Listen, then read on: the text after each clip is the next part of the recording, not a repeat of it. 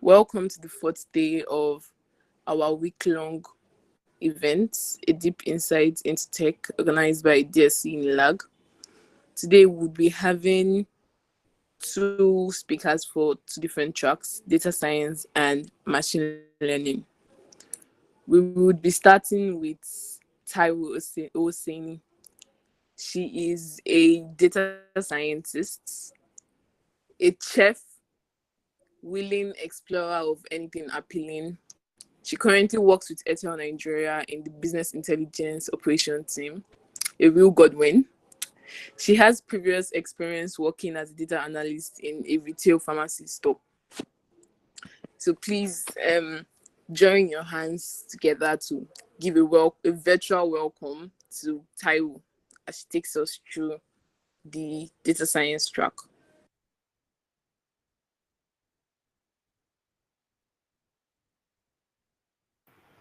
Hello everyone, good morning. My name is Taiwo Wishini. We're giving a class or talk on data science and tips and career opportunities in the field data science. Okay, so in the description or in the bio it is Chief Explorer, not Chef. Sorry about that. Then I'm actually I'm a data analyst or let's just say BI developer. So in between. So I will start by presenting my slide now.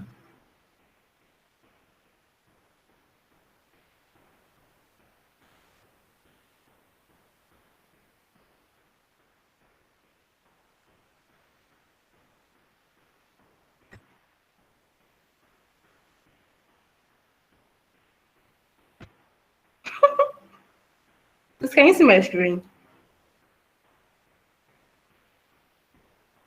Yes, we can. Okay. So the first thing I'd like to talk about is the tips on what to do to maybe land yourself a data science role or related roles in data science. So the first thing you should actually do is know what exactly you want to do. For example, let's say you want to become a machine learning engineer or you want to become a data analyst. You have to be sure what you want to do instead of meddling in different fields. So picking one particular role and starting with that actually helps.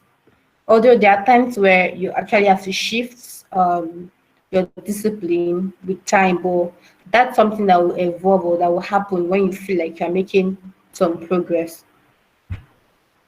But I feel the next thing you should do is you should pick up a course and not just pick it up, make sure you complete it. And there's always like platforms that actually give free courses, especially in data analysis and data science and other related roles like machine learning. So I'm sure I don't know if everybody has heard about Ingressive for Good. So Ingressive for Good actually is a platform where you can actually sign up and get a course or more courses you want to learn or feel like you want to learn. So it's always advised to complete these courses. And I advise that when you're taking these courses, you try to pen down things you learn and speak to people about it. It's also just a good practice to also write post or medium post or passionate post or blogs about what you've learned. Sometimes I don't really feel like it's really easy for people, but with time I feel you will get there when it comes to writing medium posts about what you learn. It's not something you learn at once or yeah, you become a professional writer or a professional blog writer or something, but it's something you know you are doing for a greater cause because you want to help yourself become better. So I'll actually recommend you take a course and maybe every week or every month write something about it or twice or once in 2 weeks rather. Then it's also advised to, for example, now platforms like Coursera, they have this I think they have a peer review or something. Yeah, I think so. where you can meet people that actually taking the same course. You can discuss about your challenges you're having. That way, you're actually interacting with people. This way, you're like kind of solving your problems, your data related problems faster. And I feel like it's actually an effective way to meet new people that are also in that particular field. The next thing to consider is what tools or language you want to stick with. It's kind of confusing, especially in this data science, will I say world? Yeah, world, where everybody's like, oh, there's Python, oh, there's R, oh, there's Java. So it's always advised to stick with what works for you. Fine. It's kind of good to be conversant in more than one tool, but it's also advised to stick to one and be a professional at one. Then I also advise you join peer groups. By peer groups, I mean like this particular group now, DSC. Now this is a group where you can learn about technologies, applications, meet people, develop your skills, and also and like this kind of groups actually give you the chance to discover new opportunities you can apply for and also build yourself. There are also groups like AI Saturdays. I think there is also this Data Science Nigeria, DSN. They also have things like that too. So it's always advised to join those groups because you get exposed to opportunities. You get exposed to opportunities and you can learn from your peers too. Then next now advice is you start scouting for internships. You don't have to wait till you're a professional or you don't have to wait till you feel like somebody is validating that you're good. You have to tell yourself you are good. I think one tip I skipped here is don't be scared. Everybody's scared, fine, but don't be scared to try something new. At first, it's kind of confusing if you're trying to leave a particular field. For example, if you're trying to leave accounting and you're trying to come into the tech world, it's kind of confusing and you're kind of scared that you're not doing this thing right. But don't be scared because most people that I know that are actually making it big now, that my friends, for example, Bami, oh my God, Bami has no, I don't know, she has no CS degree or anything, but she's doing very well for herself. So don't be scared of trying something new because everybody else is actually doing something. Everybody's scared one way or the other, but try to overcome your fear. So back to the internship. Then I advise you apply for internships now. Don't wait till you have, let's say, till you have done so much. Start applying now. Then on the aspect of focusing on practical applications and not just your theories that you learn from your course, from the courses you take online, you should actually try or not even try, you should start building applications. Thank God for Twitter. Thank God for LinkedIn. You do things and you post it there. Oh, I'm doing this, I've done this. So the moment you bring yourself out there, people are seeing you. People are saying, oh, this person is doing this. You may not even know, but there are some people that are actually secretly trailing you. They're like, okay, what's this person bringing out next? So like when you start doing things, they're like they get interested in you, and that's when you actually get opportunities and internships or possibly go better jobs. Excuse me for the gum. Better jobs and all. So it's always advised you start building applications. You may argue that okay, in data science, how will I start building applications in data science? That's why I always advise that you should write blogs or your Medium posts. Basically, you don't really have to be just your application because some people don't really have that web experience or know-how, but it's not something difficult. Trust me. So I feel like if you put your mind to it, you do very well in building applications. Then lastly, on my part, I feel one thing you should also do for yourself is work on your communication skills. Effective communication has been known to be a strong, or would I say something that really attracts people to you. The moment people discover that, oh, good, I can converse with this person, I like this, I like the way this person approaches things, or I like the way this person presents things. Now they are comfortable with you. So when you work on your skills or your communication skills, you actually are giving yourself an edge to internships, job offers, and what have you, name it. I'll be talking next on career opportunities.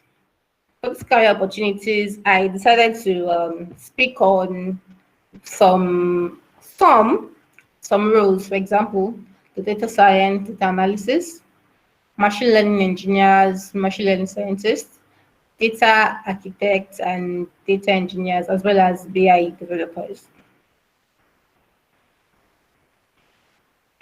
Okay, not bad.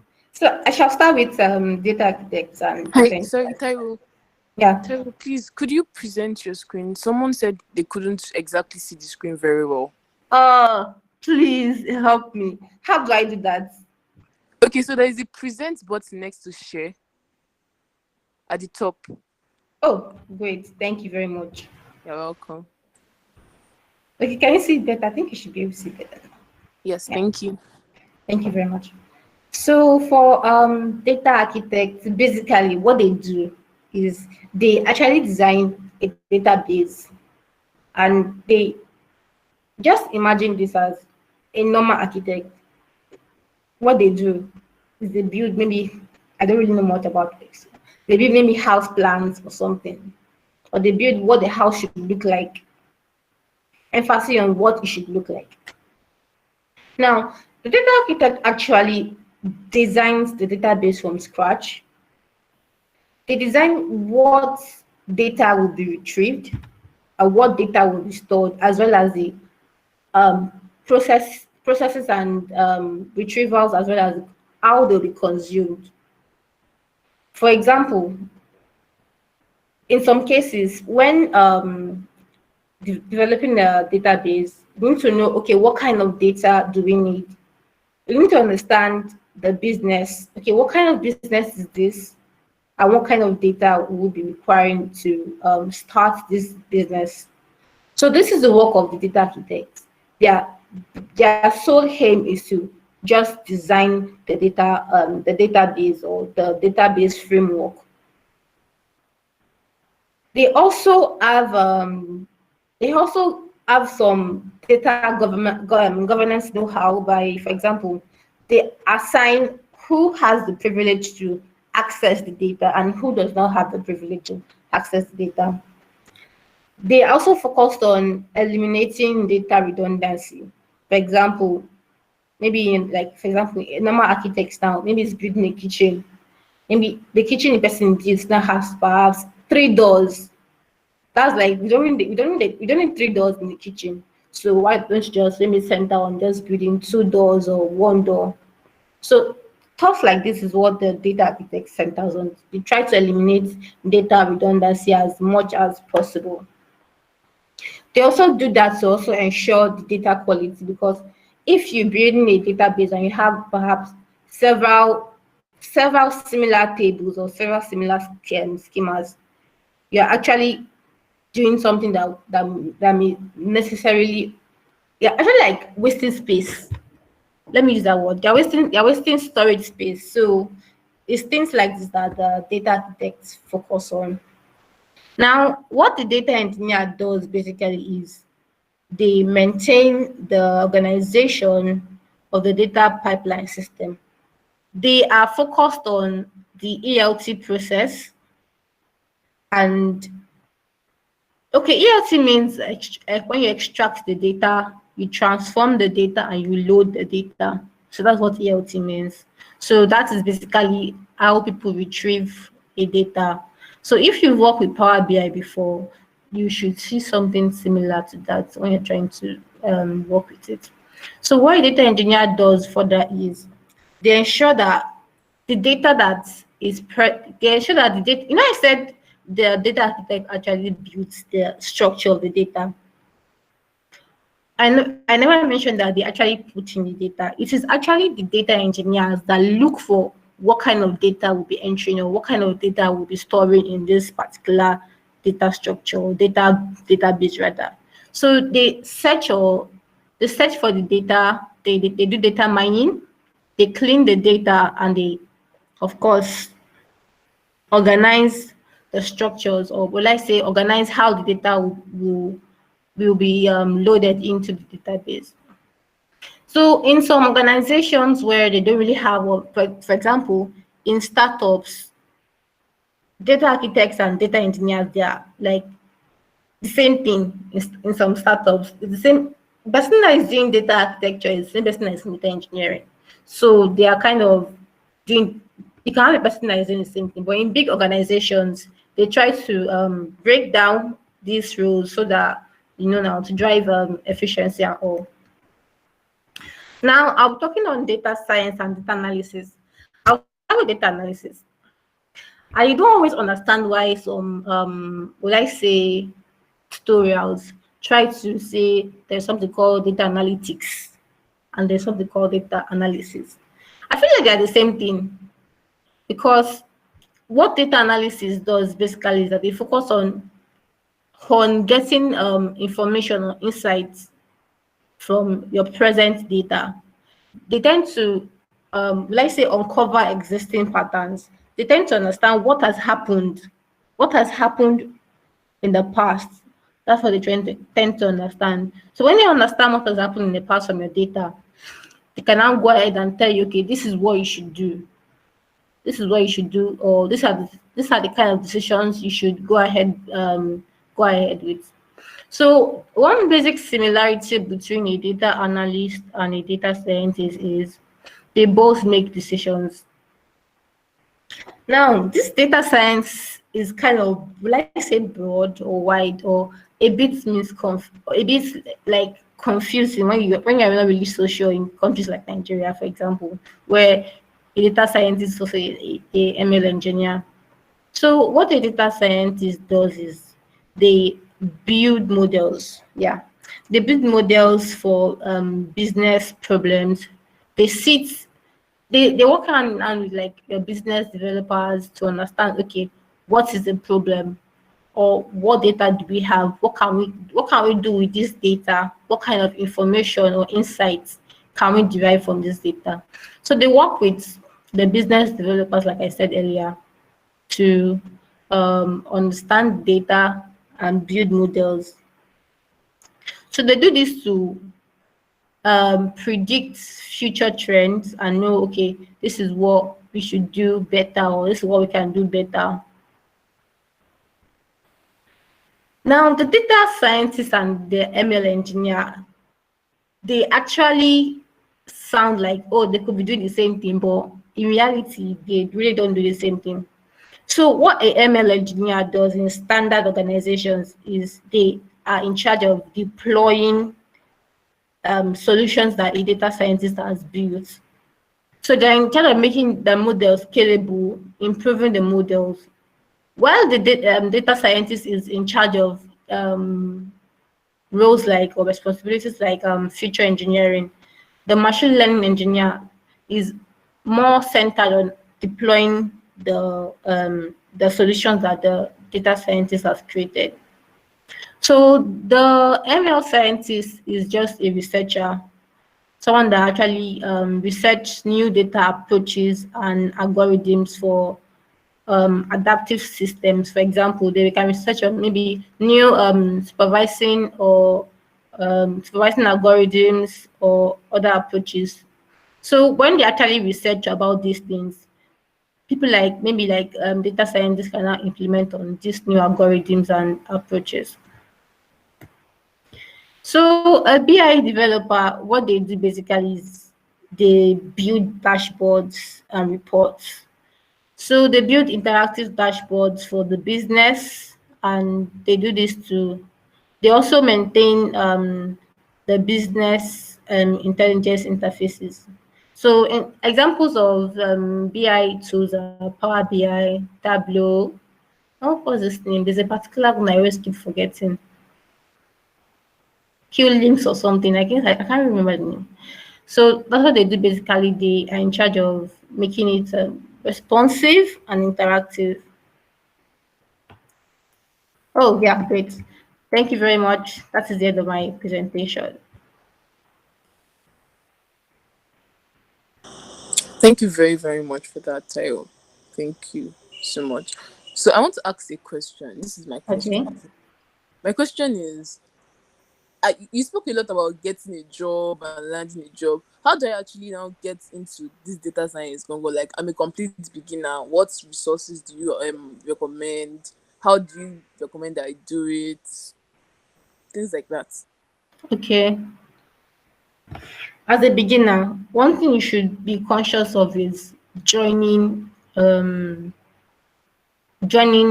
groups, like I said earlier, like groups like AI Saturdays, Data Science Nigeria. I think they have something about AI plus campus or something. So it's always advised that you join those kind of groups. That way, you know, okay, I'm in a community of this particular kind of people where I actually am pursuing a data science career or a data analysis career or a ML engineer career. So when you join those groups, I feel like there's always a ginger where you feel like, oh, I'm in this group now. I learn from people that are also pursuing the same goals as I am. So this way, you tend to attend classes, perhaps online classes or maybe normal meetups. Then you go ahead by maybe making one or two friends, learning, learning on your own two counts, subscribing or attending or what is the word? Excuse me. Starting an online course, for example, maybe with Coursera, with Udacity. For example, now there are a lot of scholarships you can get to study these courses because one thing people should actually know is that you don't have to be scared that perhaps you don't have a CS degree or you don't have a data science degree. Those things don't really count anymore in this world. Although some companies actually put emphasis on it, but they don't really count. I feel what really counts is your year of or your experience so far, what you have been able to do. For example, there can be someone that has a CS degree and has done absolutely nothing. And you, on the other hand, you don't have a CS degree or anything like that, or any sort like that. You have done several projects. Of course, they are not dumb. They will definitely favor someone who has done projects and has proofs for that than someone who has the theoretical background of how data science supposedly works. So it's always advised that you take courses and you build on those courses.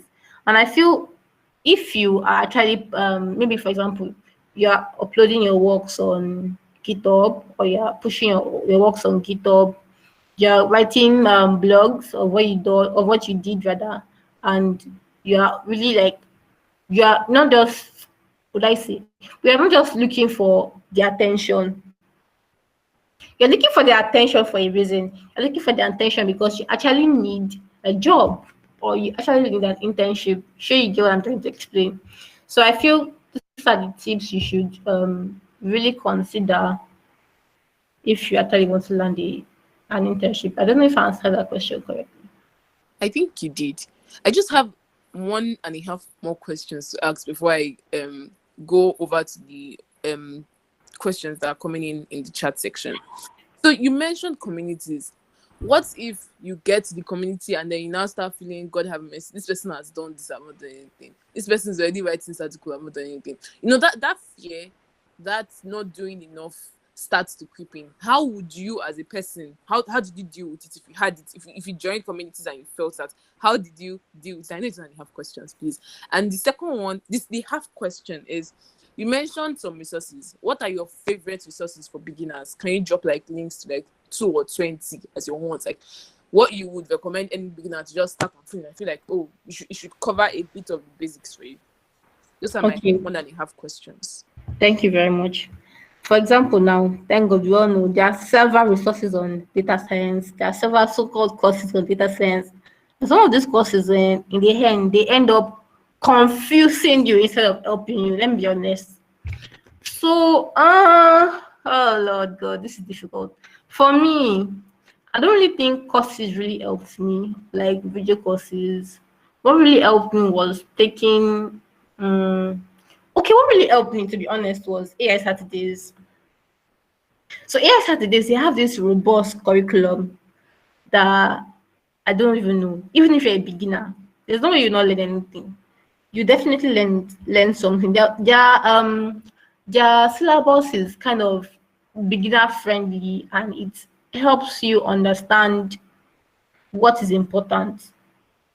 By what is important, I mean like the fundamentals. What are the basic things you should know first before venturing into maybe tougher or advanced courses, or let's say techniques. So I feel what really helped me was the AI Saturdays curriculum. And when I started with AI Saturdays, they really did not really have, let's say, they really did not have a organized curriculum till recently. The curriculum they are following now, oh my god, is, I don't know, is out of this world. It's awesome because it allows you learn with your with people. There's this thing they do, they call it watch party. Yeah, watch party. So you can learn with people. You can watch a particular video with your colleagues or with your mates, rather your peers. Let me say what peers. Then that way you guys can now review what you learned and talk about it. And they also do this thing where you are required to submit an assignment every before, like every class they give you an assignment, but you have to submit it. So there's a system that actually grades your assignment.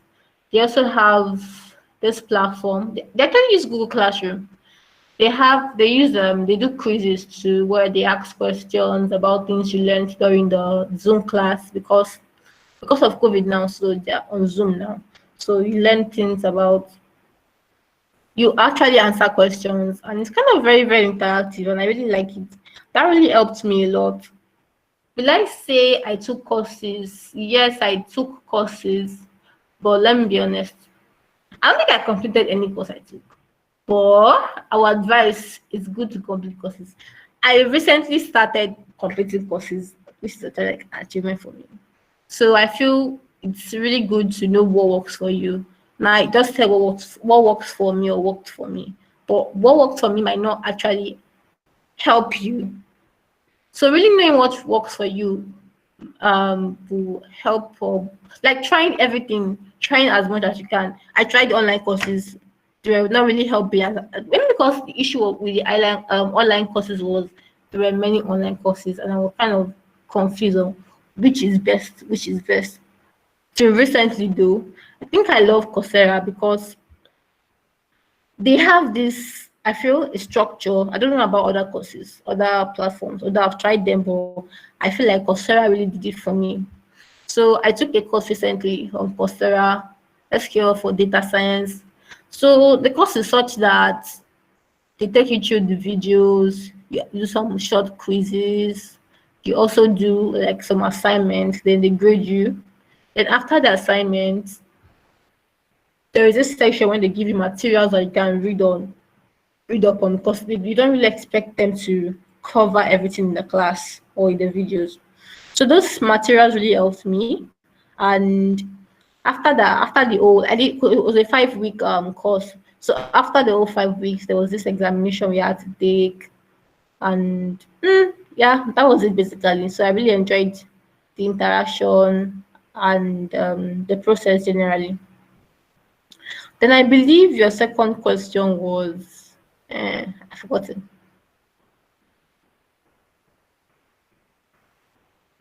So what is the second question? My half question was, how do you deal with being a community of, let's say, data scientists or machine learning experts, or you have beginners, you definitely have beginners, you have intermediates, you have experts, yeah. So how do you deal with coming in and you're like, oh, we both entered at the same time, we are both beginners, but someone passed me, you know, that oh no, wow, is it only me that has not gotten this thing, or is it only me that is getting this degree of accuracy and all that? So how do you deal with that? They used to call this thing one name, but I've forgotten the name. Imposter syndrome. No, no, not even imposter syndrome. There is this, I want to use it. I mean, terminology, different thing. Sha. Fine, okay, fine. Imposter syndrome actually sets in, but I think everybody has that, so it should not really be a big deal. So what you should do is you find yourself in a community, find someone you can stick to. Stick with the person by force by fire. Let the person be. I forgot what they call that thing when you stick with somebody. I forgot that thing. So stick with, maybe if it's one person, stick with them. Let them know, okay, this is my struggle. This is what I'm struggling with in the community. This is what I don't really understand. Can you help me with it? Or if you even if you don't know it, can you refer me to someone who can help me with it? So that is what I would advise you do. You stick with someone, and trust me, that really helped me a lot. People that I stuck with were, for example, Aminu. Oh God, I gave him trouble for some time, but it was really fun. I really learned a lot from him. There were people like what's his name? Oh Lord, I'm bad with names. Uh, Rising, yes, there was Rising. There was Ernest. Ernest really helped me during my journey. Although we did desk career together, but it was really really helpful, and it helped me grow because before I started or prior to this career, I knew nothing about data science. The only thing I knew about data science was if I started data science, I would have money. That was the only thing I knew about data science. But with the help of people like Ernest, I learned that okay, I could do this, I could do that. So it's always advised that you identify your strengths too, know what really works for you before you venture into the unknown. I hope I answered that. Yes, you did. Thank you very much. So another question was, data science could be a scam in Nigeria, too much hype. How can we Oh address this Lord. concern? See, I don't know if there's a better word than scam. I feel like it's scam, honestly. Sorry for laughing. I feel like it's scam in Nigeria. Let me be honest with you. Because some companies just come, oh, we're doing data science now in our organization. We're doing data science in our organization. Just said with unnecessarily hype, unnecessary hype rather. So most of these things, I I don't know. I don't know if I can answer this question. Fine. The best thing I would advise is work on yourself, even though you know that it is scam in Nigeria. In Nigeria, in most organizations, the only thing they do is BI or data analysis. And okay, I'm a data analyst. I'm also a BI person too. I'm not a data scientist too. I don't know where they got that. I don't know where they got that from. Oh. I'm a BI person. I'm also a data analyst. So most organizations in Nigeria, what they do basically is um, BI and data analysis. Although some organizations do machine learning, but the issue is, I don't know if it's an issue though. But what I realize is most problems they don't really require. Most problems they can be like solved using your normal data analysis techniques and all, except when you really need the to dive into the machine learning approaches or machine learning algorithms. That's when you need a data scientist. So when you actually know that you want to become a data scientist, it's advised that you whatever you're doing, you should try and take it away from being local. Move to the platforms where international companies can see you. That's why you have things like LinkedIn. So you post your works on LinkedIn. Let people know that you're doing something. You can even tag these companies that are interested in your posts. Yeah, so they will see it. So that's my advice basically if you actually want to, leave this Nigeria so-called data science. Thank you very much for that. And that question is, that said, thank you for the presentation. How can we get internship opportunities as data analysts? I think you covered that earlier, so you could just reiterate a bit. Okay, that's fine. Amida gets for such advice you actually oh Lord, you actually like check platforms like Twitter and LinkedIn.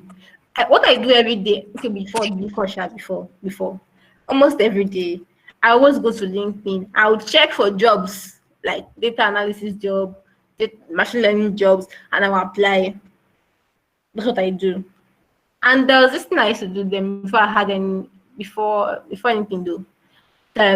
If you go to Google and search jobs near me, it takes you to this platform where you can actually see a lot of jobs you can apply for. So you can now go ahead and filter down or filter what kind of jobs you are looking for. For example, if you're looking for data analysis, data science, name it, ML, name it. So you can go ahead and filter what kind of roles you're looking for. If it's very good, an internship, right?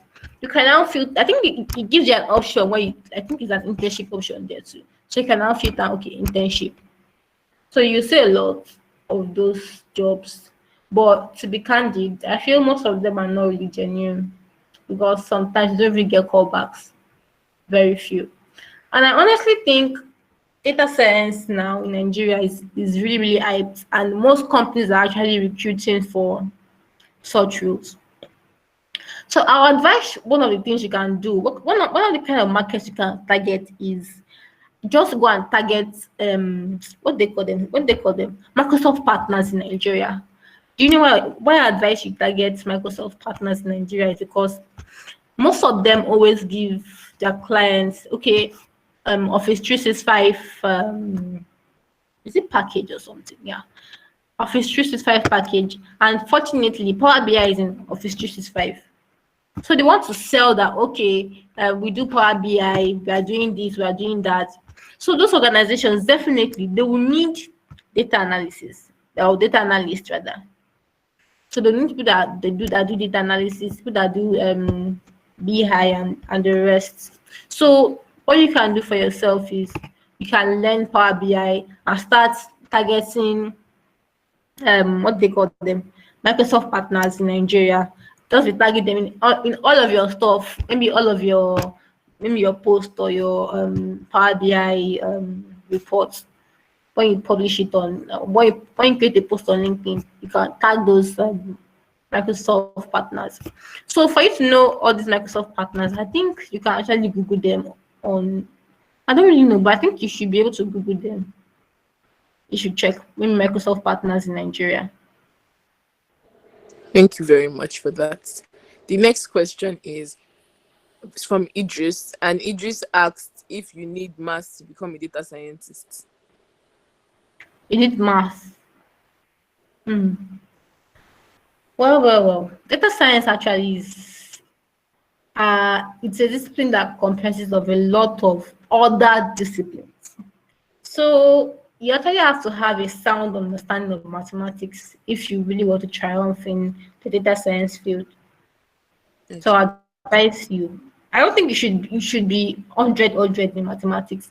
70 is okay. 52 is okay, if you ask me. Over 100, over 200. Okay. So another question we had was from Idris as well. He asked how you can get um an abroad scholarship to learn data science. Okay, I see where that question is going. It's fine. So, what you can do for yourself is this. Uh, Most scholarships, let me be honest with you. This is a fact. Most scholarships are always centered towards something. For example, some scholarships can be centered towards academic merit. If you're a first class, if you have this amount of, maybe if you have first class or something very, very high, I don't know, maybe your HND or AND or something. So stuff like that. Some center on your community work. Okay, what have you been doing in your community? People like Bami now. Oh my God, they will smash any scholarship. They will smash any scholarship they apply for because I mean, the community work is awesome. So some center on both. Some center on maybe your year of experience, and some center on. I think that's basically those three things: your academic merit, your community work, as well as your year of experience. And some center on okay your leadership. And community work and leadership they actually go hand in hand. Some also center on maybe your entrepreneurship journey or those kind of things. Like if you're an entrepreneur, what have you done? Stuff like that. So really knowing what really works for you, or which really knowing your strengths It's going to help you. If okay, I know my academics is awesome, or I have community work, or I'm an entrepreneur, or I'm what's the last thing? I can't remember. So really knowing which one works for you and playing to your strengths is how we're going to really get scholarship. Because remember, there are also many people that are talented and they have let's say experience in maybe that field of study you want to study, which is data science. So I cannot really answer that question per se because of those four criteria that I listed. So you should first identify which one works for you. Then you can go ahead and start saying, okay, what school, excuse me,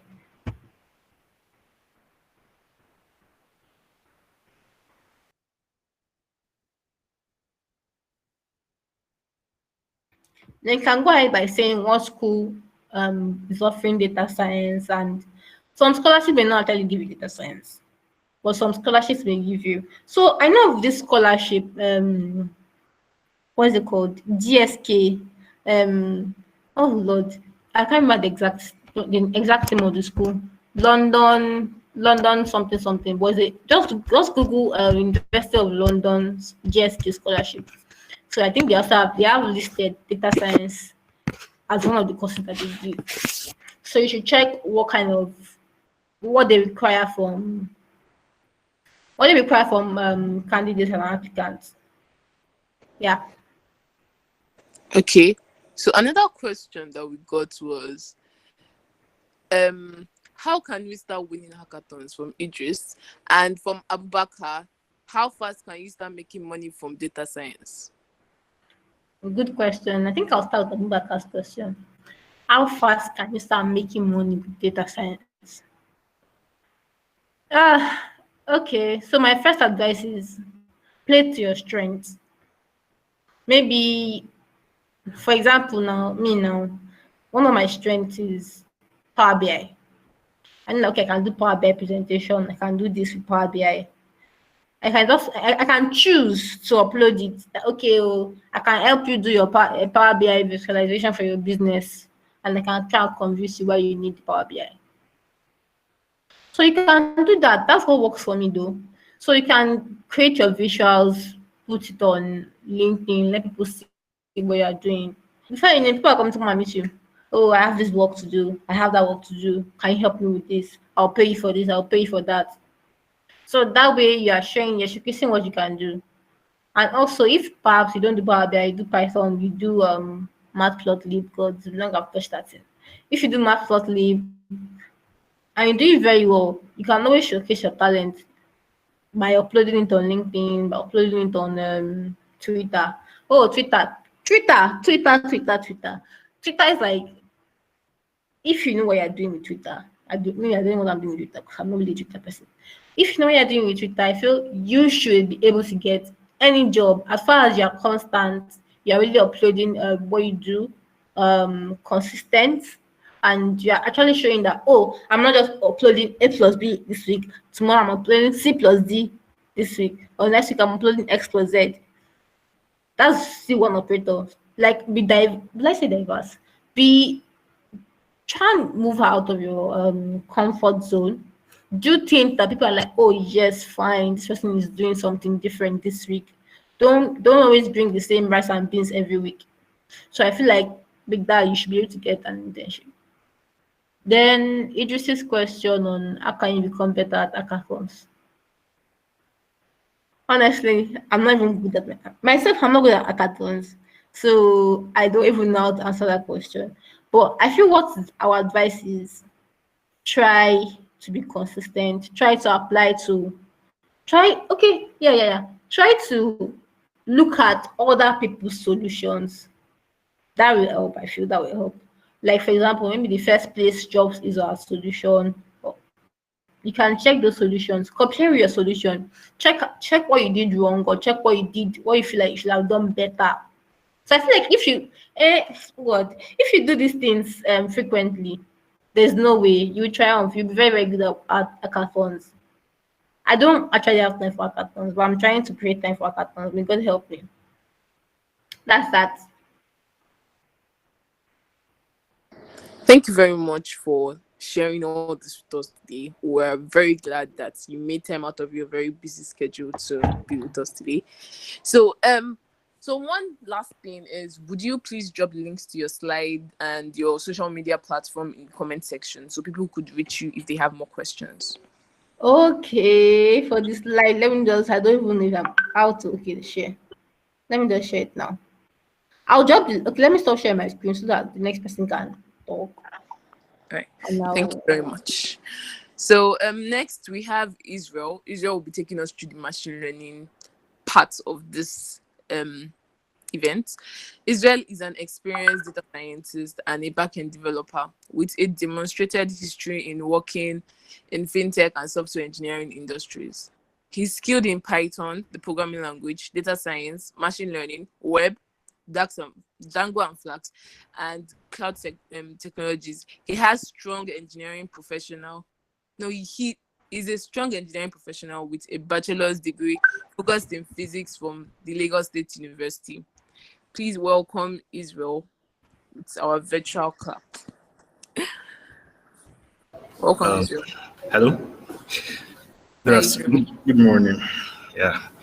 Can you guys hear me? Yes, we can. Okay.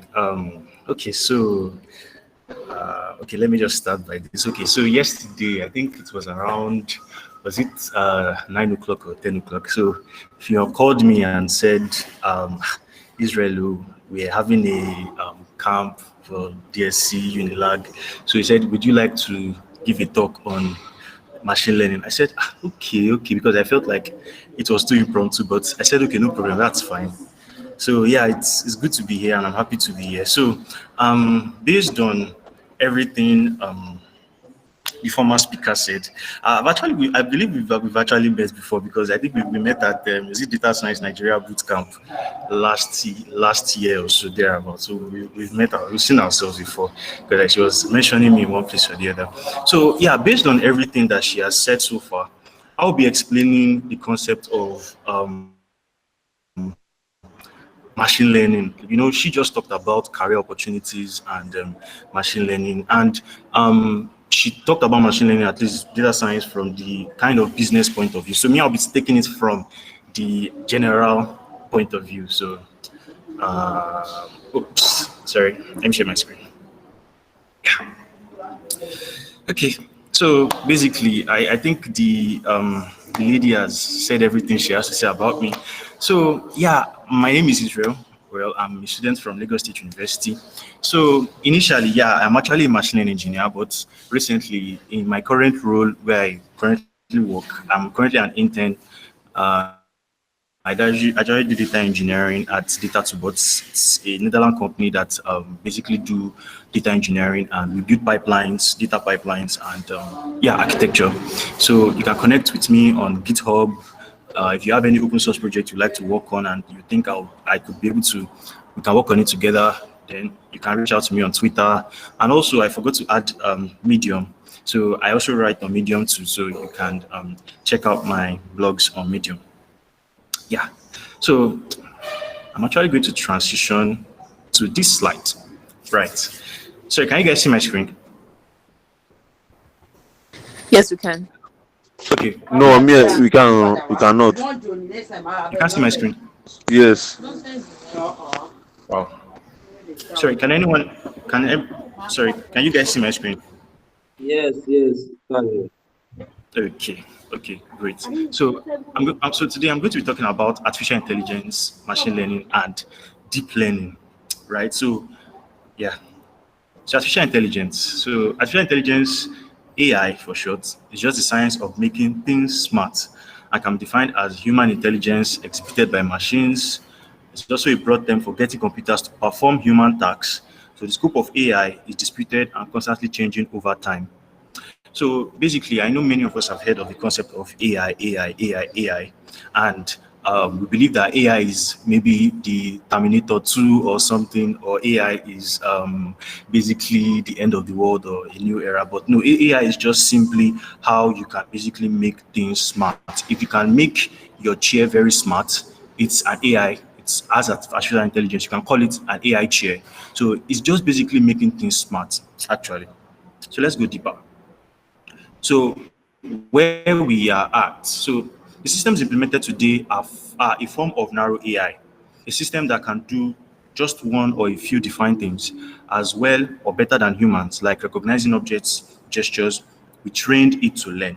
So the asterisk there just simply means we need code written by human to create system capable of learning that thing. So we said something. She mentioned something about data, whereby you used to train a model or you used to train a network. So the AI we basically build today, or the AI that we are mostly common of what we build today, are AI that we basically train, that we had to write code to train. So that is where we are now in the field of what we do in AI today, basically.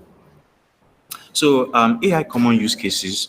So the common use cases where we use AI basically is in object recognition, speech recognition, sound detection, NLP, natural language processing, sentiment analysis, creative, style transfer, prediction, translation between languages, restoration, transformation, and there are other stuff. I think where the business perspective comes in is where it comes in is in the area of prediction.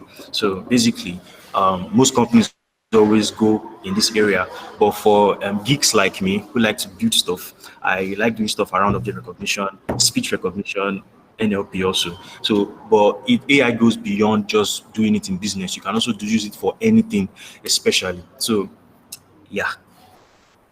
Machine learning. So I'm talking from the ground, from the bottom, which is machine learning. So machine learning (ML) can be defined generally as is an approach of achieving artificial intelligence through systems that can learn from experience and find patterns in a set of data. So I want you to take note of this definition very well. So it's an approach to achieving. Hello. Oh shit, someone moved. Okay. Okay.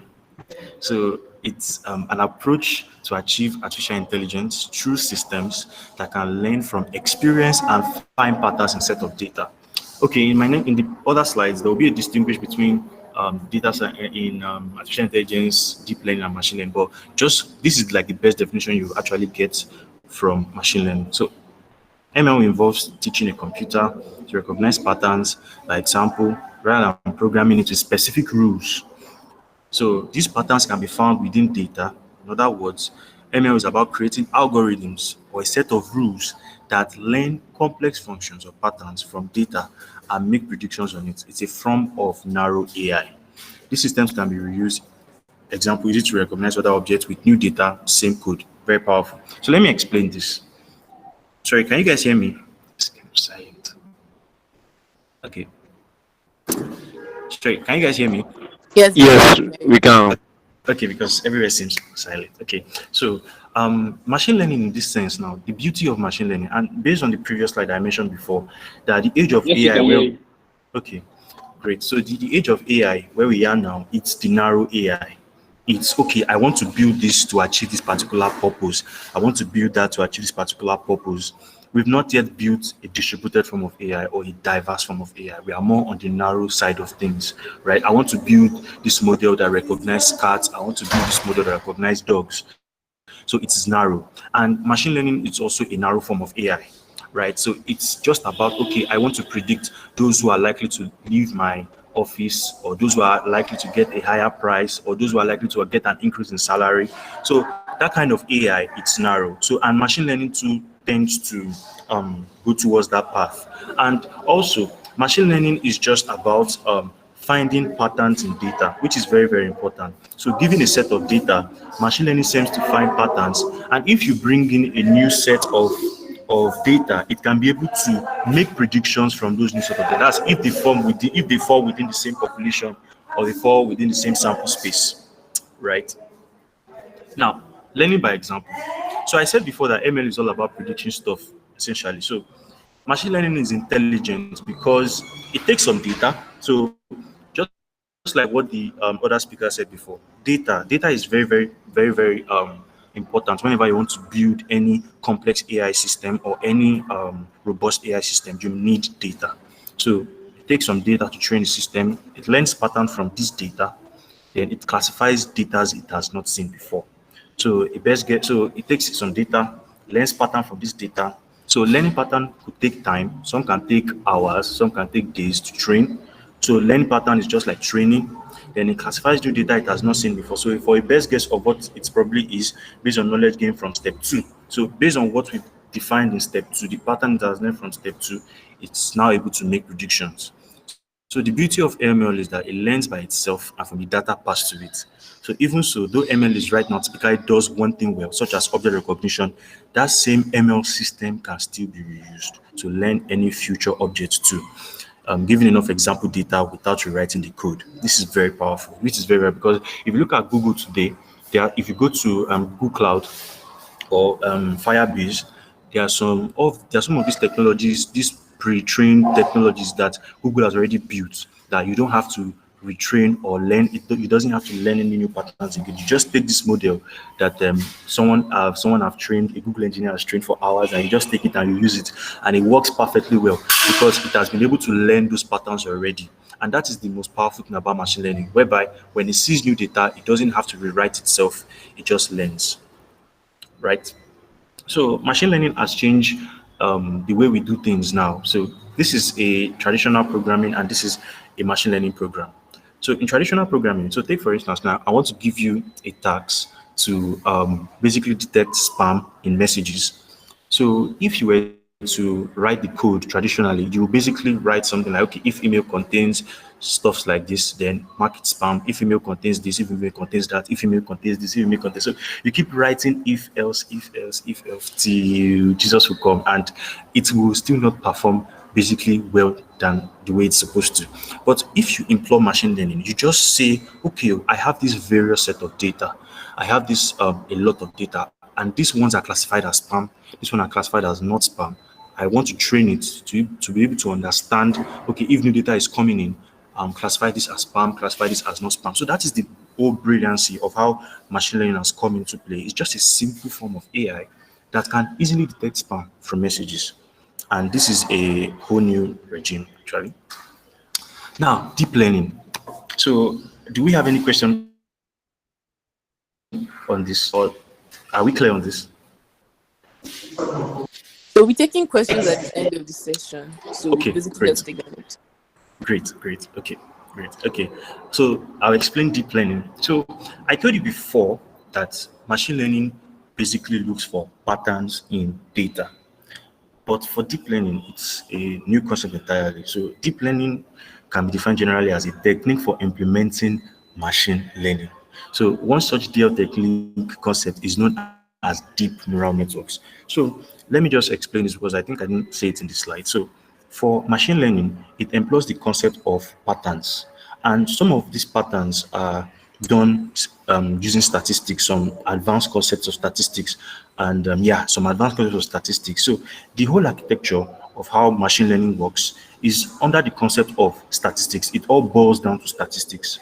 But when you're coming to deep learning, you are not just looking for patterns, but the way deep learning works is under the concept of what we call a neural network. It's under the concept of what we call a deep neural networks. So one such DL technique is a concept known as deep neural network, which you may have heard of. If not, don't worry, it's all will be explained here. So deep learning techniques in the concept of deep neural network is where the code structures you write are arranged in layers that loosely mimics the human brain, learning patterns or patterns. So let me explain this. The human brain itself is made up of neurons, right? And we have each neurons connecting with each other in the brain. So this is how the concept of how the brain works, and this is what we use in deep neural networks in for building AI systems. So two ways we've mentioned: machine learning and deep learning. Deep learning doesn't use the concept of advanced algorithms and advanced statistics. Instead, we use the concept of what we call a neural network, right? So in summary, so these concepts go back some quite in time. The era of AI, it goes back to the 1950s. So in the 1950s, people have started doing AI. Then in the 1980s, ML began to grow in popularity around 2010. So deep learning drive large progress towards achieving narrow AI systems. You can see how these three terms are linked, subset of each other and others essentially. Deep learning drives machine learning, which then ultimately can enable artificial intelligence. So the whole concept of what we are trying to talk about here is artificial intelligence. But we can't really talk about artificial intelligence without really talking about, okay, we can't really talking about deep learning and machine learning. So we can see that from the 1950s, looking at the whole timeline, was when AI was when the whole concept of AI started. It was in the 50s. Then to now, AI is being commonly practiced. So now, before I start explaining the concept of machine learning and deep learning and the whole concept of making predictions and all, so we have to choose on, okay, what data do we use to train ML systems? Now, the way we train ML systems is what we call features. We use features and attributes to train ML systems. So, take for instance now. So, you have an orange, and there are some features you can see this orange. You can say this orange is orange. This orange is actually orange, right? And the weight of this orange is 340 grams, and it has a leaf on top. So these are the features that you can use, and these are the features you can use to train a model. So take for instance, now you have a car, and some of the features of this car are um, the um, the color of the car, the model of the car, the tire make of the car, and some other stuffs of the car. So those are what you use to identify a car. And this is the same way we used to train machine learning systems, or we used to train machine learning models, is by the features of those objects that we used to train it. Right. So good. So taking a fruit, for example, features of a fruit might be weight and colors. So two features would mean there are two dimensions, right? So exactly. So a 2D system may be plotted on a graph if features are represented in a numerical way. So if these features are numerical, we can be able to easily plot them on the graph. So in the plot on the right, the ML system can learn to split the data up with a line to separate apples from oranges. This can now be used to make new feature classifications. When we plot new points, the system has not seen anything above is orange, anything below is apple. So let me explain this. So given this same analogy that I just explained, we have weight, we have color. So given that a weight, this is the weight and this is the color, we can be able to do a line, which is this line we have here. So this line is just like a simple model that is built that can be able to differentiate what is orange and what is apples. So take for instance, apples. I've never seen a apple that is actually has a color of orange before, and I've never actually seen a orange that's actually red in color. So this is a very good way of separating apple and oranges together. So this line here is what we refer to as a model. But now this is in a very simple way because we are only just plotting two features, just the color and the weight. Okay, let me go further. So choosing useful input features might have big impact on the quality of the ML system. Some features may not be useful enough to separate the data points. So in this example, we take the bad features of fruits, ripeness and seed count. So those are the features we take, ripeness and seed count, that do not allow us to learn any distinguishing factors for the fruit. So it takes practice and thought to figure out what are the best features to use, as they are not always as clear as this trivial example. So someone was asking a question earlier about how do I exceed well in hackathons or something. So basically, whenever you're training a machine learning system, you are meant to know the best features that will make your machine learning model, this line that you have here, predict very well, predict accurately. And this is all dependent on the features that you present to the model to train. So if you have a very good model that you use to train it, of course, it will definitely make a very good prediction. Now, before I made an example of data that is just two dimensions. What if we have data of three dimensions? What if we have data of four dimensions? Now, this is where a little bit of maths may likely kick in. So, quite right from school, from high school or university, that when you have data that is represented in three dimensions, in two dimensions, you have a line, a straight line, just like this, a line like this. But when you are doing data that has three dimensions, if you're trying to plot three of them to do a line, you are going to get a curve, right? I don't know for any mathematicians guru that are here. So if you are plotting something of three dimensions, it's going to be a curve. So yeah, it's going to be a curve. Yeah, it's going to be a curve. Then if I plot something of 4 dimensions, 5 dimensions, it's going to be a plane or something. So that is how the concept of machine learning to work. So if you have a lot of data, like for instance now, you have data of 3 dimensions, you have data of 4 dimensions, 5 dimensions. What your model is trying to do is that your model is trying to find a line that best fits the system, right? So let me just read what is here. So note, most ML problems have even higher dimensionality, like 20D or even millions in the case of image recognition. Each pixel is a feature. I'll come to that later. Whilst we find it hard to visualize anything higher than 3 dimensions. So initially, we can't view anything higher than 3 dimensions, but computers and ML can, and the principles are still the same, just like what I've explained before. So a note on dimensionality. So adding more dimensions can often help separate out the data points, allowing the ML system to split the data up into groupings for classifications as shown in the right. So too many dimensions, however, can lead to overfitting, which is a concept in machine learning, which means it knows the example of data too perfectly. But if you give it something new it has not seen before, it will not be able to generalize well enough to get new things correct, and that will be bad. So I don't need to explain the whole concept of overfitting, but overfitting is just like your model cannot generalize very well. So if your model can't generalize very well, it's overfitting, right? Okay, I think I can skip this. Okay, so an ML system cannot predict stuff it does not know about. Now, somebody said something earlier, the last speaker, she said that not all systems require machine learning, because most people like to use the buzzwords today, but not all systems actually use machine learning, or not all systems actually require machine learning. So let's say you teach an ML system about animals like this: number of legs, color, weight, an animal. Then if you now present it with cow, 4 legs, black, and 200 kg, it will predict dog. This is because it only knows about dogs and chickens, and this was the closest match. So if you want to do a classification, like, it all boils down to the fact of why I said narrow AI.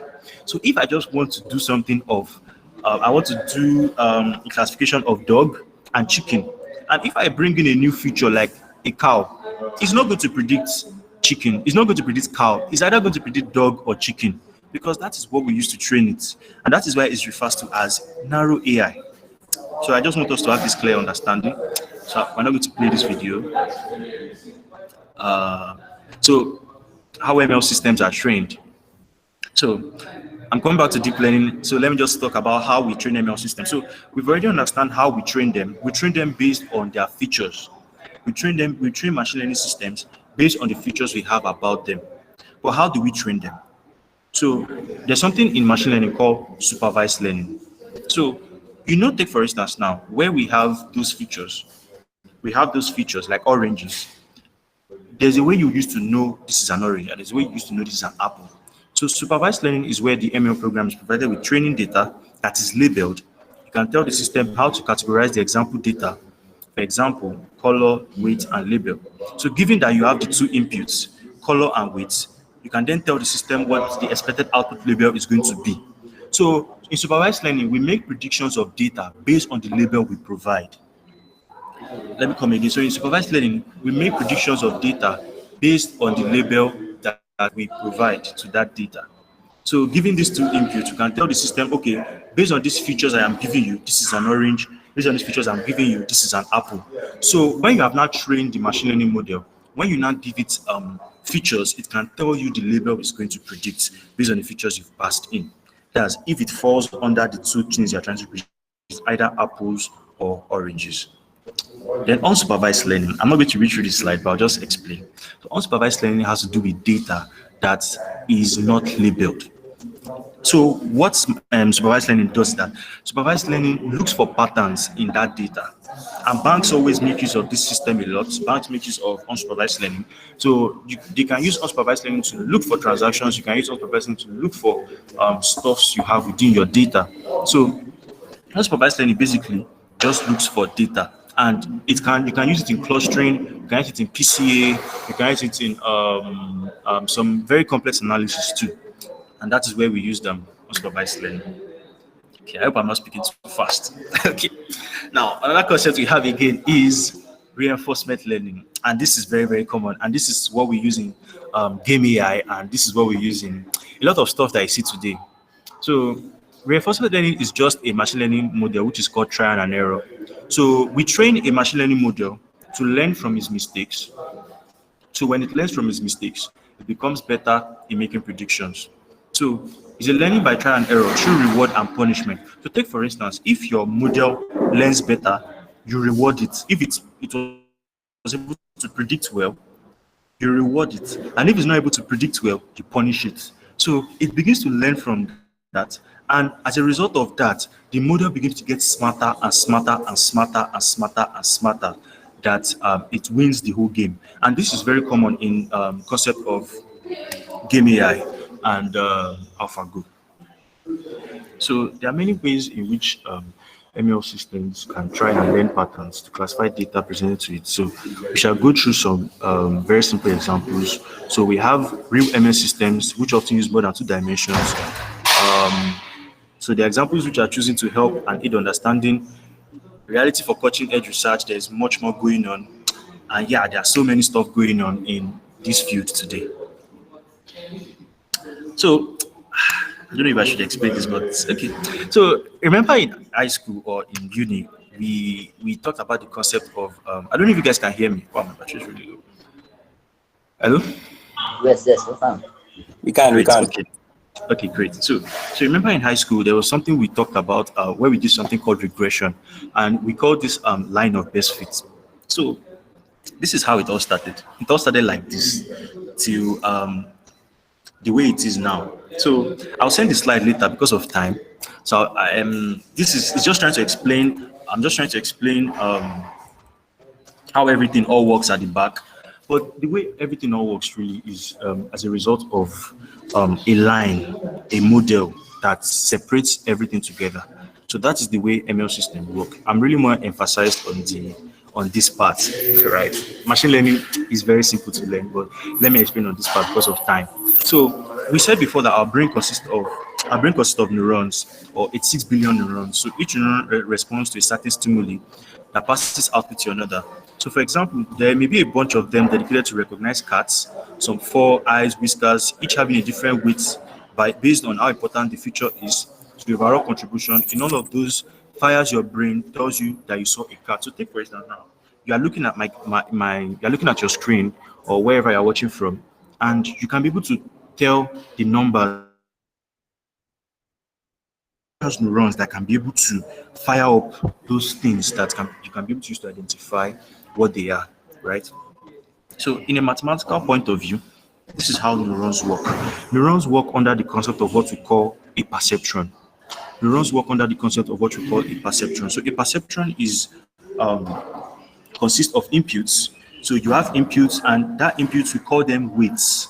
So when we call weights, it goes through an input function. So when it goes through that input function, you can either add your bias. A bias is always a constant. So you can always add a bias, which is most likely a constant. So when you add your bias, it then goes through an activation function, which can be ReLU, sigmoid, tanh, and many other ones. Then you get the output. Then it can either be an output or it can go through another neuron. So let me explain this now. So this is an example now. This is a letter called 9. So this letter is turned into pixels.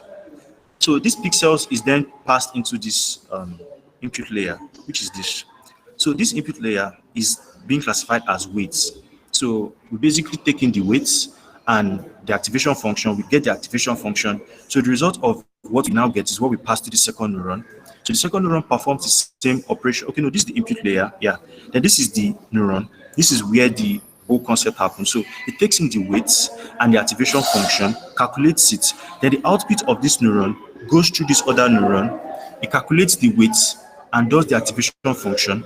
Then it then goes through the output layer. So this output layer then predicts what number is going to be. So this is how, in a very simple sense, how the brain works. But in a computer, this is how deep neural networks also work. So this is just how it is. Yeah, so a deep neural network consists of many hidden layers between the input and the output.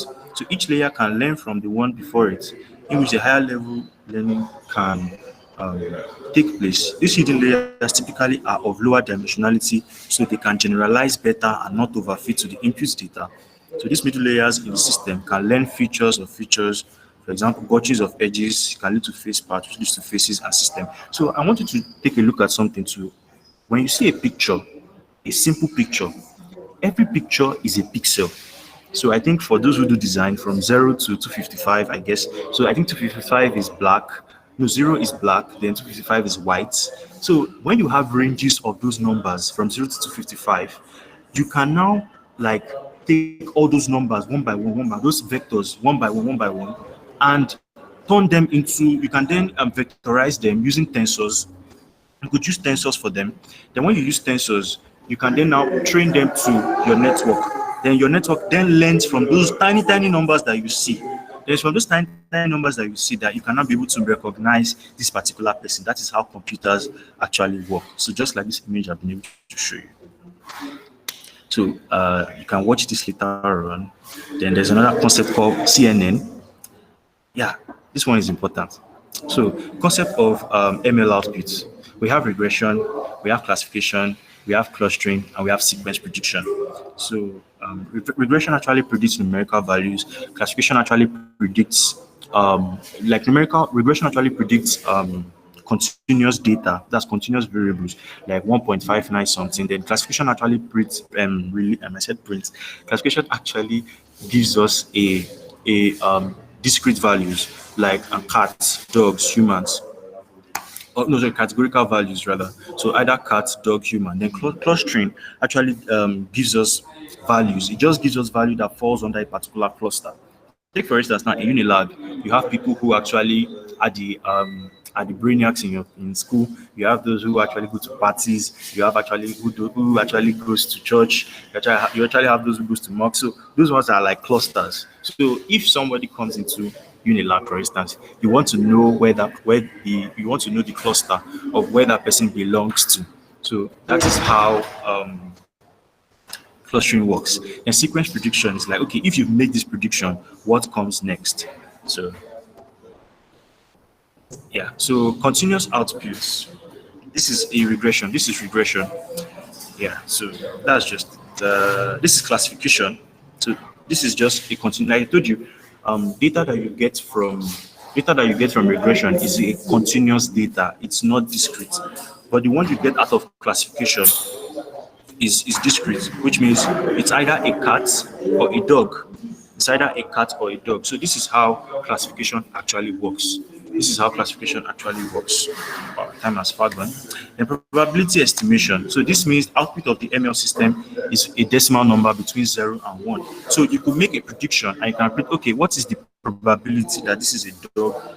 Sorry, what's the probability that this is a cat?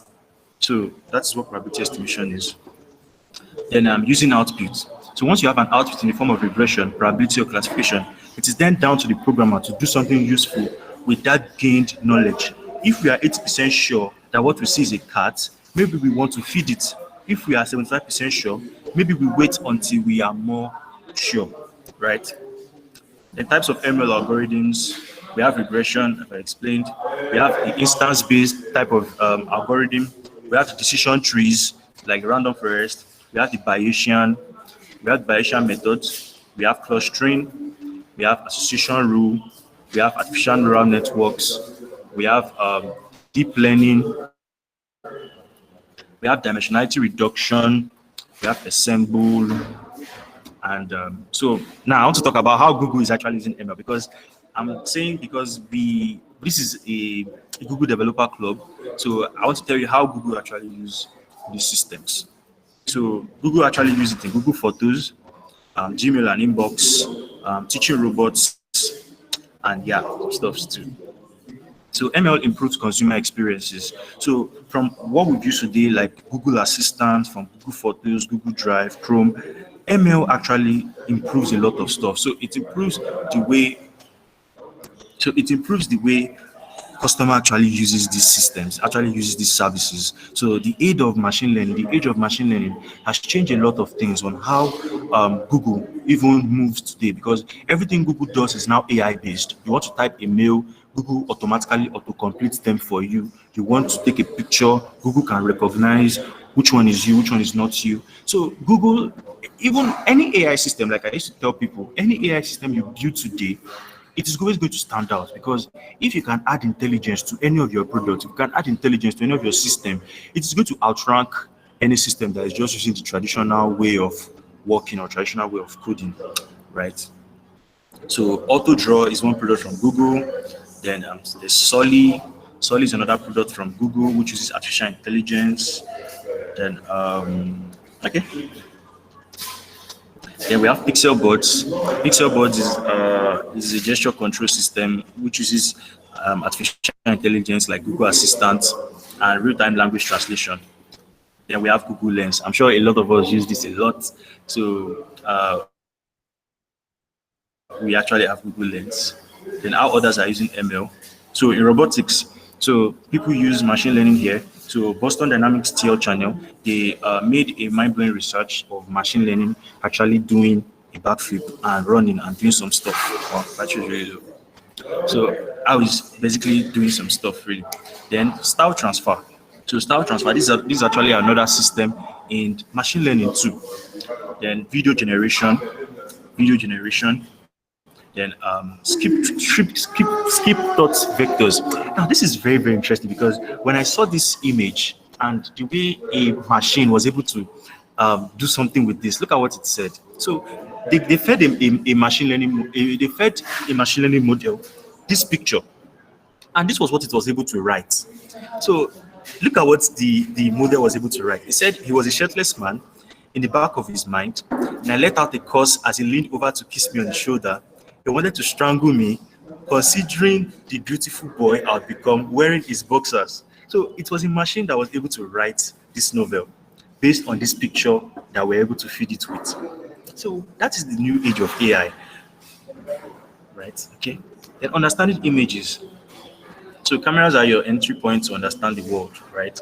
So how AI can be used to understand image, recognizing things in images, recognizing languages, recognizing stuff, recognizing a thing to get textual worth of it. So this is how AI has been able to transform a lot of things we use today. And all these things that are being used all falls under the concept of these things that I've explained to you: machine learning, deep learning, and all those algorithms that I've been able to explain earlier on. And this is how companies use them today, right?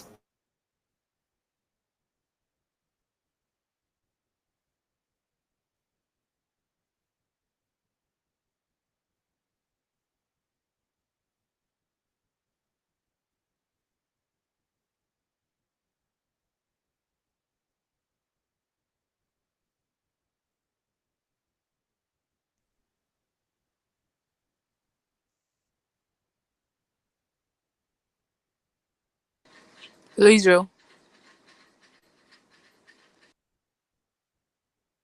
Hello? Can you guys hear me? Yes, we can. We lost you for a moment there. Yeah, sure. So that's the end of everything actually.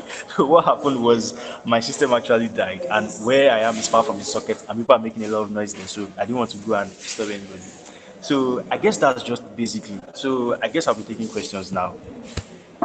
Well, thank you very much. That was Yeah, really, really interesting. I am. yeah. I'm pretty sure that I want to change from whatever I'm doing now to machine learning. Are you accepting interns or peers? Peas. No, not really. Oh wow. Not really. House girl Not really. Uko or gate girl, I be gate woman or gate man, Hmm? anything. I said No, house no, girl Uko. no. Okay, so if anyone has any questions, you could please Okay, put them down in the comment section. okay. So my own is this. It sounds really, really, really, really broad. So when you say someone's an ML engineer, or do you mean the person does everything or what? So when you say ML engineer, so we have data scientists. So data scientists are most ones you refer to as the maths guys, like the maths gurus and all.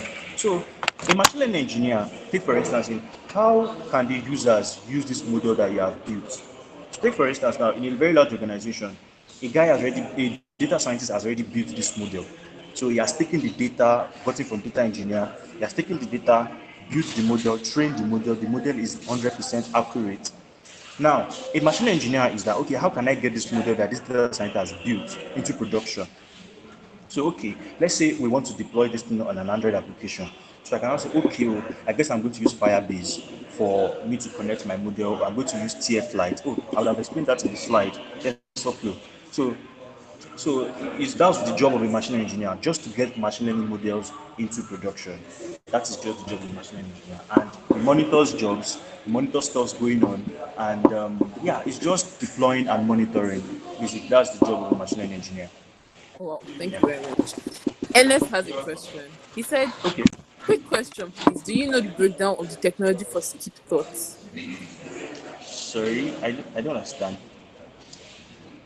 Do you know Let the me breakdown of the technology for skip thoughts? skip thoughts. It's not clear. Oh. I don't know if you could, I don't know if you could unmute him and maybe you could ask because I don't think I understand. Okay, I think he can. It Hi, should. It Israel. probably be. Hi, Yeah, Israel. yeah, Ernest. What on your slide you said you mentioned skip thought. Was it skip thought? How the machine was able to generate some text out of a picture. That's what I mean. Okay, So yeah. I don't So know. okay, Since got me okay. curious of what's the technology behind that. Yeah, that's the concept of natural language processing actually. So sorry, I didn't really get the question. Yeah, so that's the concept of natural language processing. So yeah, natural language processing has really evolved than just doing basic simple classification. It has really evolved to the concept of even from images, it can be able to do stuffs like make some predictions about seeing some objects, seeing some images. So yeah, I really don't know much about the technologies, but I still feel it boils, and I still think it's something that is not even commonly used today. Feels like a research, but you can really look more into it also. But I feel it's under the concept of natural language processing. Yeah. So I hope that answers your question. Okay, so the next question was from Sheriff. Sheriff said, "What is the difference between machine learning and Okay. deep learning?" Oh, okay. Maybe it came late because I think I explained that. So machine learning actually deals with finding patterns of data using advanced statistical methods, right? And deep learning deals with making predictions, finding patterns of data that deals with the concept of neural networks. So there are two different things. Machine learning just basically deals with finding patterns using some advanced statistics majorly. So just like regression that I've told you, you can wrap it around machine learning because it's actually a form of machine learning. It still looks like regression, which is something you define in statistics. But when you're going straight to stuff like decision trees, going straight to stuff like random forest, going to straight stuff like SVM, going to some stuff, all this still boils under statistics. But when you're going straight into neural networks, deep learning, you have to use the concept of layers and neurons. So just like the way the brain works, that is how this architecture is basically when it comes to deep learning. So I hope that answers that. So one is using advanced make just using machine learning just deals with finding patterns. How does it find that patterns? It just use some concepts and a little bit of concept in statistics. But when it comes to deep learning, it deals with some concepts in neural networks, right? So that is how um, differentiate machine learning from deep learning.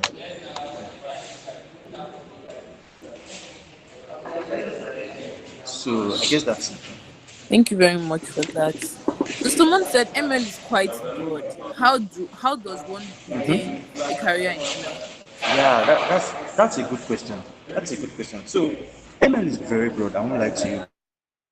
So there are people who actually who are more focused on the BI business analytics side of things. There are some who are actually focused on the business analytics side of things. There are some people who are focused on the AI side of things, like they just want to build image recognition system, voice recognition systems, natural language processing and all.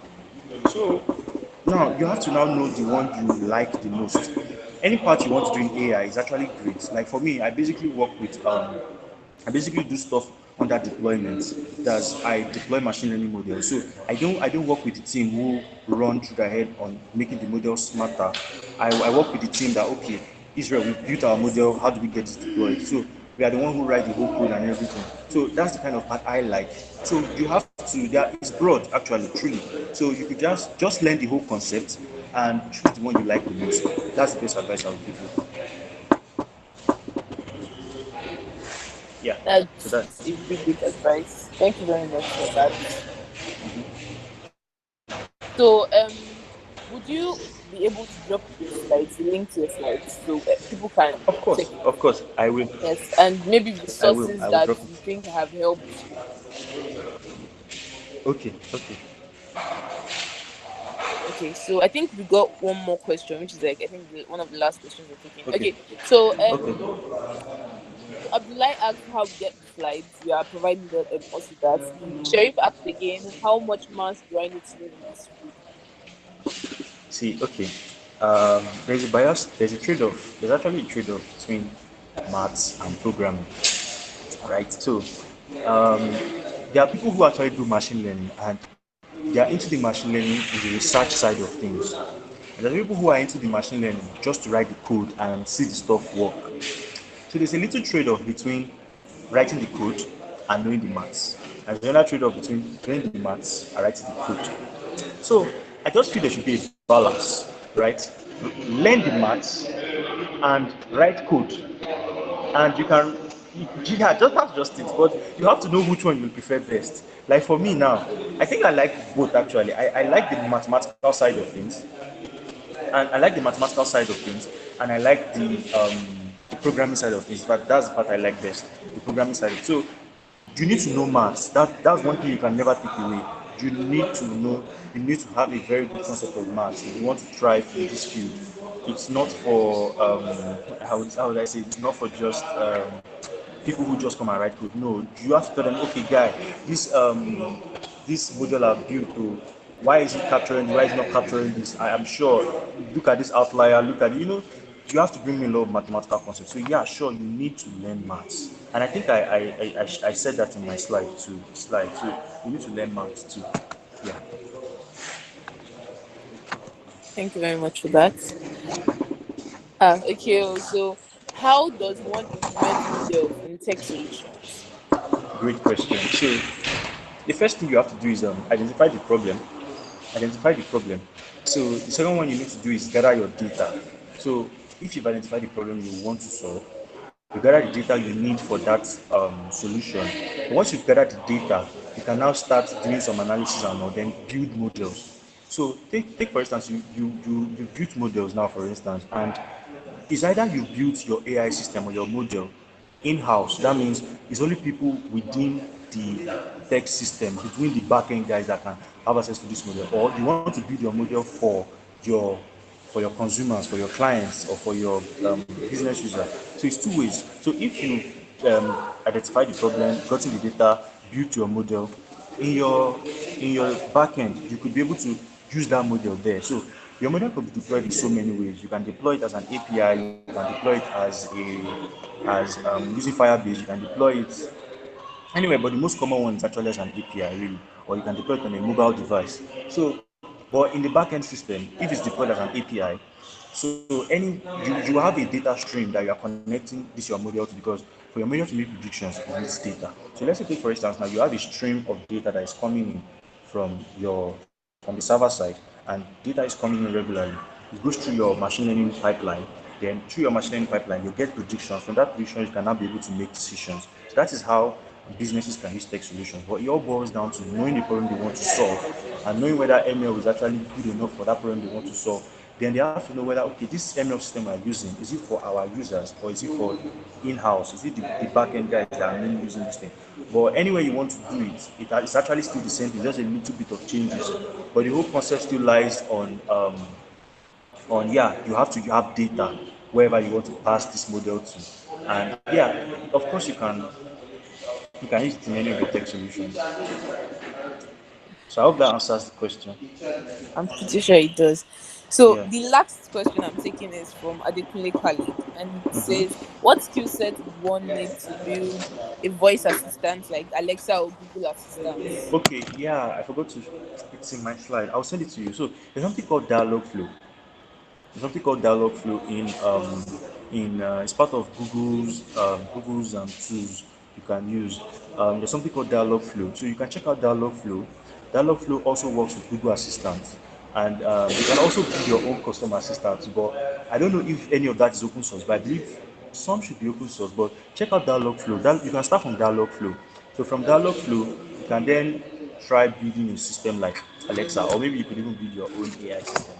Who knows? Thank you very much. I Yeah. think these are all the questions we will be taking today. Thank you Okay. very much for Yeah, sure. your time and knowledge you shared. Okay. Thank you, Taiwo. Thank you, Israel. Yeah. So yes, so now we'll be moving to another part. We'll be having a quick Slido game, and I will be sharing my screen.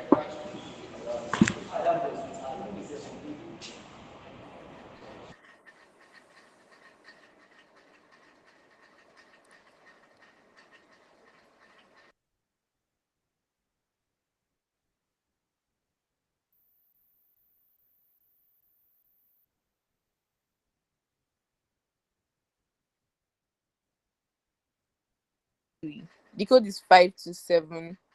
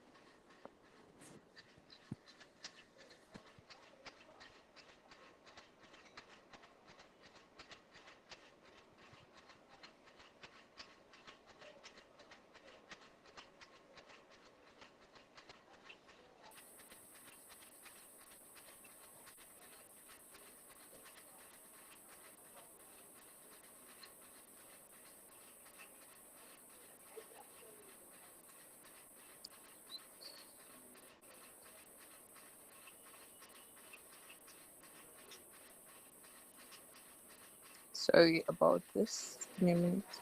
So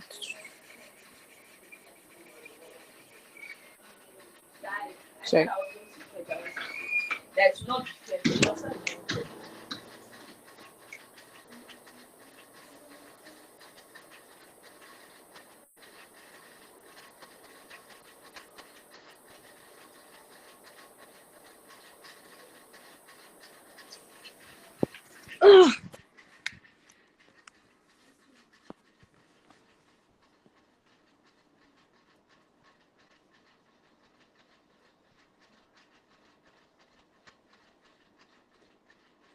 Sorry. This is happening.